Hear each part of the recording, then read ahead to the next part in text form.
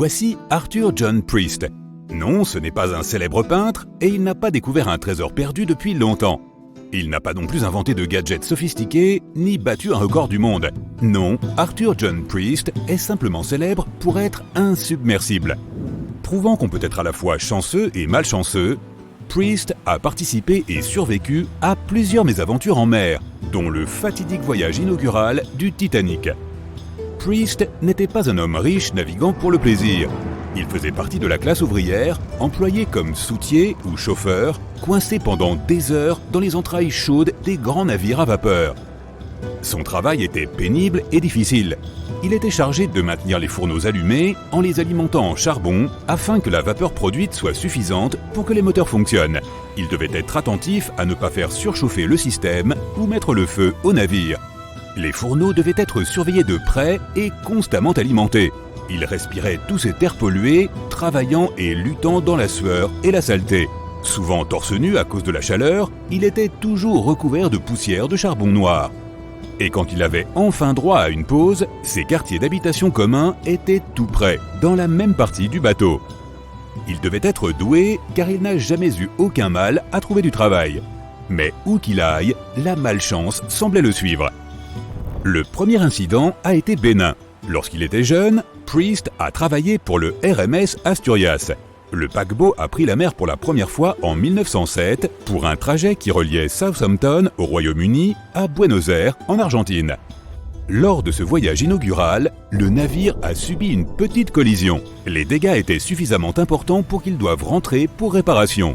Heureusement, aucune blessure grave n'a été rapportée. Priest, imperturbable, est simplement allé travailler sur un autre vaisseau. Mais sa malchance l'a poursuivi à bord de l'Asturias. En 1914, l'Asturias est devenu un navire-hôpital, une aide navale veillant aux soins et au transport des malades dans les eaux européennes et, si nécessaire, à leur rapatriement en Angleterre. Mais en mars 1917, vers minuit, le navire a été heurté par un corps étranger. Sa coque a été percée et la salle des machines a été inondée. Le capitaine a ordonné à tout le monde d'abandonner le navire, envoyant l'équipage, les patients et le personnel de santé dans les canots de sauvetage.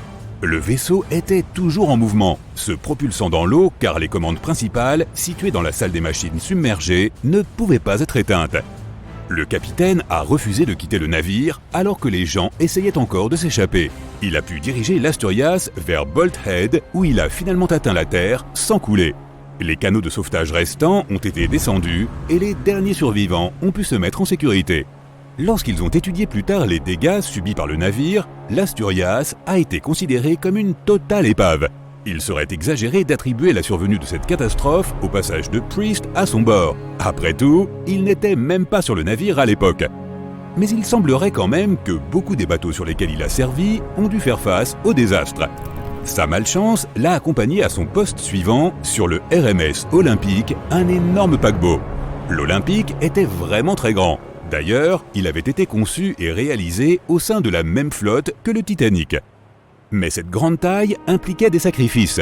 L'Olympique était parfait pour naviguer droit dans une direction donnée, mais très difficile à manier quand il s'agissait de tourner. En septembre 1911, le Hawkey, un navire plus petit qui naviguait à proximité, n'a pas laissé assez de place au grand vaisseau pour manœuvrer. L'Olympique a essayé de modifier sa trajectoire, mais les deux se sont percutés. Le Hawkey, ayant été conçu pour faire face à d'éventuelles confrontations en mer, sa proue renforcée a déchiré la coque de l'Olympique. Deux grandes entailles sont apparues sur le flanc du paquebot. L'arbre à hélice a été gravement tordu. Pire encore, le navire a commencé à prendre l'eau.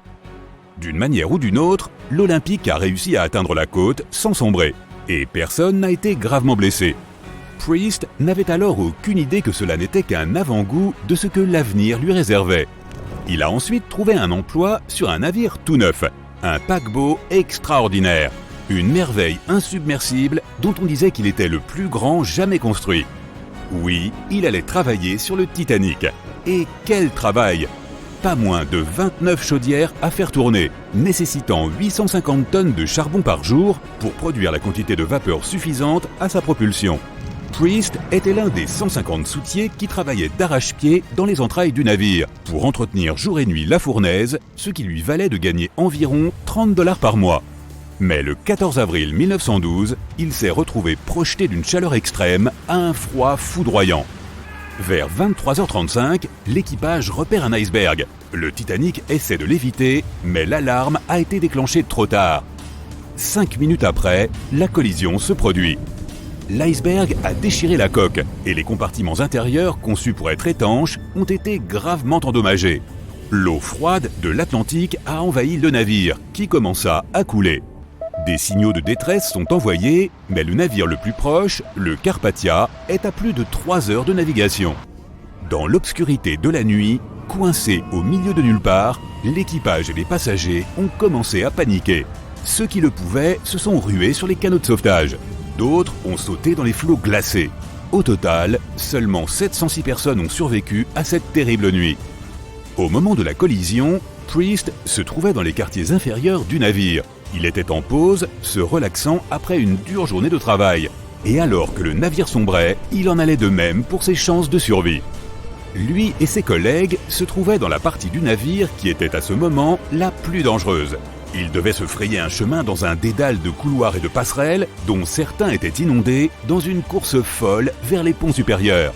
Puis, il fallut affronter l'eau glaciale, y plonger et nager désespérément vers un endroit plus sûr.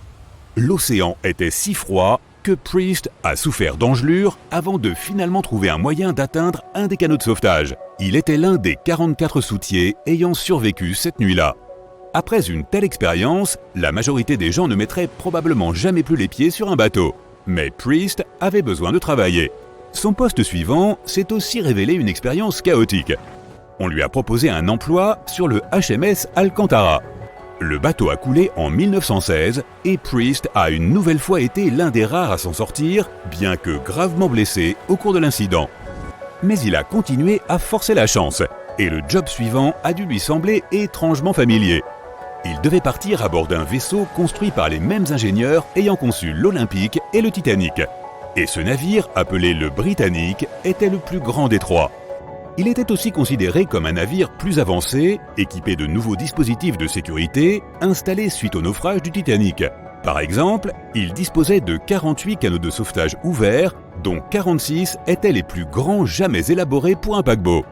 2 d'entre eux étaient même motorisés et équipés de dispositifs de communication spéciaux. Bonne nouvelle, le Britannic a survécu à son premier voyage sans incident. Déjà une performance que le Titanic n'a jamais pu réaliser. Cependant, le 21 novembre 1916, le Britannic a été ébranlé par une forte explosion, alors qu'il voyageait dans le canal de Kea, dans la mer Égée. La coque était endommagée et une partie des compartiments a commencé à se remplir d'eau. Contrairement au Titanic, le Britannic avait été précisément préparé à une telle urgence. Il était équipé de 5 cloisons étanches qui, en restant intactes, devaient maintenir le navire à flot pendant une période de temps beaucoup plus longue. Mais il y avait un problème. Les hublots des ponts inférieurs avaient été négligemment laissés ouverts. Lorsque le navire s'est incliné, les hublots ont donc permis à l'eau de rentrer, inondant le Britannic et précipitant sa descente au fond de la mer. Cela avait effectivement rendu les cloisons étanches complètement inutiles. Le navire sombrait rapidement, beaucoup plus vite en fait que le Titanic. 35 des canots de sauvetage ont été lancés avec succès, sauvant la plupart des personnes à bord. Sur les 1066 passagers et membres d'équipage, 1036 ont survécu. Priest, toujours sous sa bonne étoile, était bien entendu l'un d'entre eux. Et pourtant, il n'en avait toujours pas fini avec la vie en mer. Il a accepté un nouveau poste de soutier sur le Donegal. Il s'agissait d'un petit ferry de croisière converti en bateau-hôpital. En avril 1917, il a été frappé par un objet non identifié, alors qu'il fuyait une situation dangereuse. Bien qu'il ait souffert d'une blessure à la tête, Priest était sain et sauf. Il a fallu à Priest 2 collisions et 4 naufrages avant qu'il ne soit enfin prêt à prendre sa retraite. En réalité, il aurait même expliqué avoir arrêté uniquement parce que plus personne ne voulait naviguer avec lui. Mais peut-on vraiment les blâmer ? Il vécut le reste de sa vie sur la terre ferme à Southampton, en Angleterre, avec sa femme Annie et leurs 3 fils. Mais on se souviendra toujours d'Arthur John Priest comme l'insubmersible soutier.